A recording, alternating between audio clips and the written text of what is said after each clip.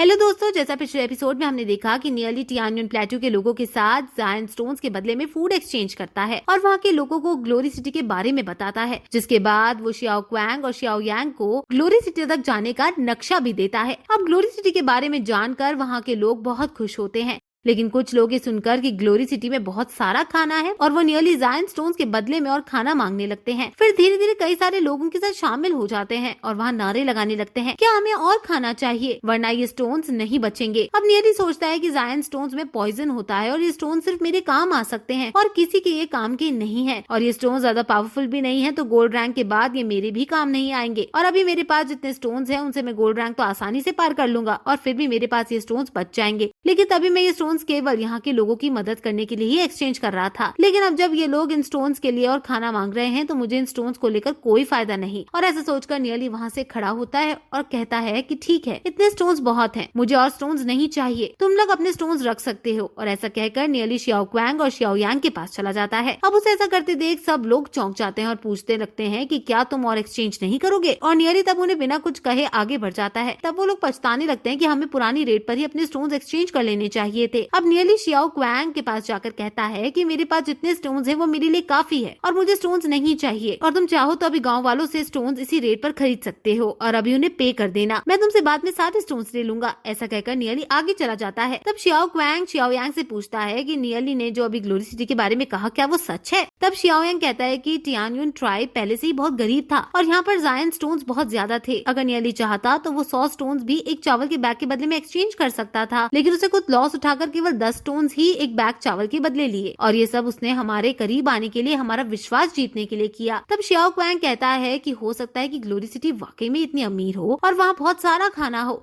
तो हमें वहाँ चलकर देखना चाहिए। जिस पर शियाओ यांग कहता है कि अगर हम वहाँ गए तो यंग लॉर्ड नहीं रहोगे तुम, और शायद तुम्हारा दबदबा भी कम हो जाए, और क्या तुम्हारे पापा जो कि यहाँ के चीफ हैं वो मान जाएंगे। तब शियाओ क्वांग कहता है कि जो हो सकता है मेरे पापा शियाओ बाओ एक खराब इंसान हो, लेकिन क्या तुम्हें लगता है कि मेरे लिए यंग लॉर्ड की पोजीशन को मायने रखती है। अगर यहाँ के लोगों को भरपेट खाना मिलेगा और सब खुश रह पाएंगे तो मैं अपनी पोजीशन छोड़ने को भी तैयार हूँ। हमारा ट्राइब पहले ही बहुत गरीब है और यहाँ के लोग कई बार रात को भूखे सोते हैं, तो अगर हम ग्लोरी सिटी जैसी अच्छी जगह पर चले जाएंगे तो हमारे लोगों के लिए बहुत अच्छा होगा। और अब मैं खुद अपने कुछ साथियों को लेकर पहले जो नियली ने नक्शा दिया है उस रास्ते को जाकर देखूंगा, और अगर वहाँ पर सही में ग्लोरी सिटी हुई और इतनी ही शानदार हुई तो मैं खुद अपने पापा से इस बारे में बात करूंगा और उन्हें वहाँ चलने के लिए मनाऊंगा। अभी सुनकर शियाओ यांग शियाओ क्वांग को देखकर सोचने लगता है कि मैंने यंग लॉर्ड को पहली बार इस तरह से देखा है और ये अब अपने बारे में ना सोचकर पूरे ट्राइब के बारे में सोच रहा है। अब मेरे मन में इसके लिए और रिस्पेक्ट आ गई है, और ऐसा सोचकर वो शियाओ क्वांग की तरफ वो नक्शा बढ़ा देता है और कहता है कि अगर तुम किसी को साथ लेकर जा रहे हो तो मुझे भी अपने साथ लेकर चलो और मैं तुम्हारी काफी मदद कर सकता हूँ। जिस पर शियाओ क्वांग खुद खड़ा हो जाता है और कहता है कि जरूर हम दोनों चलेंगे, और इसके बाद वो दोनों हाथ मिलाकर ग्लोरी सिटी जाने का फैसला करते हैं। अब आगे हमें दिखाया जाता है कि नियली एक जंगल में भाग रहा होता है और वो एक खाली जगह पर आकर रुक जाता है और वहाँ आसपास देखकर कहता है कि यहाँ सूरज काफी तेज है और आसपास काफी बड़े बड़े पत्थर हैं जो इस जगह पर जायंट स्टोन्स को यूज करने के लिए सही रहेगी। उसके बाद वो एक बड़े से पत्थर के 3 तरफा अलग अलग पोजीशन में उन स्टोन्स को रख देता है और बाद में उस पत्थर के ऊपर भी स्टोन्स को रख देता है। तब वो सोचता है कि अभी मेरे पास आधे से भी ज्यादा दिन है और अभी मुझे बहुत सारी धूप मिलेगी जिससे इन स्टोन्स के पॉइजन के पावर को अच्छे से एब्जॉर्ब कर पाऊंगा। इसके बाद वो उस पत्थर के ऊपर बैठ जाता है और एक फॉर्मेशन स्टार्ट करता है। जहाँ नियली ने अलग अलग जगह पर वो जायंट स्टोन्स डाले थे, वो फॉर्मेशन उन सारी जगहों को आपस में कनेक्ट कर देती है। अब नियली इस फॉर्मेशन के बीच में बैठकर कल्टीवेट करना स्टार्ट कर देता है। वो फॉर्मेशन जायंट स्टोन्स की एनर्जी को निकालने लगती है और नियली धीरे धीरे उस एनर्जी को एब्जॉर्ब करना स्टार्ट कर देता है। अब नियली की सोल रिंग के अंदर 2 डीमन स्पिरिट है, तो वो एनर्जी उन दोनों डीमन स्पिरिट्स पर जाने लगती है और उसकी सोल रिंग में जो एक वाइन है वो वाइन भी पर्पल स्टोन की एनर्जी को एब्जॉर्ब करने लगती है। अब जायंट स्टोन्स में पॉइजन होता है तो उसकी फैंच्ड पांडा की स्पिरिट उस पॉइजन को एब्जॉर्ब नहीं कर पाती, तो उसकी शैडो डीमन स्पिरिट पॉइजन को एब्जॉर्ब करने लगती है और बाकी एनर्जी को फैंच्ड पांडा की स्पिरिट एब्जॉर्ब करने लगती है। अब धीरे धीरे नियली की सोल रिंग बड़ी होने लगती है, लेकिन धीरे धीरे वो वाइन सारी एनर्जी को खुद एब्जॉर्ब करने लगती है और अपने थ्रू डीमन स्पिरिट्स को एनर्जी पहुंचाने लगती है, जिससे उसकी वो स्पिरिट्स और ताकतवर होने लगती है। ये देखकर नियली सोचने लगता है कि जायंट स्टोन्स की एनर्जी काफी पॉइजनस थी जिससे मेरी दोनों स्पिरिट एब्जॉर्ब नहीं कर पाती, लेकिन मुझे नहीं पता था कि मेरी सोल रिंग के अंदर ये वाइन कहाँ से आई। लेकिन ये वाइन कुछ सारी एनर्जी एब्जॉर्ब करके धीरे धीरे मेरी दोनों डीमन स्पिरिट्स को एनर्जी देती रहती है, जिससे उन्हें प्योरेस्ट फॉर्म ऑफ एनर्जी मिलती है, जिसके कारण मेरी स्पिरिट्स और ताकतवर हो रही हैं। अब मुझे अपनी सोल पावर को बढ़ाना होगा और अपनी सोल रिंग को बड़ा करना होगा जिससे वो और ज्यादा सोल पावर को इकट्ठा कर सके। दोस्तों, मैं यहाँ पर आपको एक फैक्ट बताना चाहूंगी। दरअसल नियली की सोल रिंग के अंदर जो वाइन है उसे वो temporal book of space and time से मिली है और उसे अभी ये बात नहीं पता। आगे जब नियली को उस बुक के और पेजेस मिलते जाएंगे तब हमें इस वाइन पावर के बारे में ज्यादा पता चलेगा। तभी वाइन उन पेजेस का इस्तेमाल करके नियली को ऐसी डायमेंशन में भेज सकती है जहाँ टाइम बहुत स्लो चलता है और असली दुनिया का एक दिन उस डायमेंशन का 1 साल के बराबर है, जिससे नियली को अपनी कल्टीवेशन में काफी हेल्प मिलती है, क्योंकि तब नियली 1 साल में होने वाले काम को सिर्फ 1 दिन में कर सकता है। ये सब आपको हमारे चैनल के आगे के एपिसोड्स में देखने को मिलेगा। अब हम देखते हैं कि नियली जो धीरे धीरे जायंट स्टोन्स की एनर्जी को अब्सॉर्ब कर रहा था, उसकी सोल रिंग इंक्रीज होने लगती है और वो अगली रैंक पर इवॉल्व हो जाता है। तब वो कहता है कि मैं पहले गोल्ड रैंक 3 पर था, लेकिन इन स्टोन्स की मदद से मैं इतनी जल्दी गोल्ड रैंक 4 पर पहुंच गया हूँ। और इसके बाद वो फिर से अपनी कल्टीवेशन स्टार्ट कर देता है। लेकिन तभी हम देखते हैं कि वहाँ कुछ लोग आ जाते हैं जिनके हाथ में हथियार है और वो नियली को देखने लगते हैं। और इसी के साथ दोस्तों ये एपिसोड यही खत्म हो जाता है। दोस्तों अगर आपको नियली की पावर्स के बारे में और temporal book of space and time के बारे में और जानना है तो प्लीज हमें कमेंट करके बताएं। हम उसके ऊपर एक अलग वीडियो बनाकर आपके लिए लाएंगे।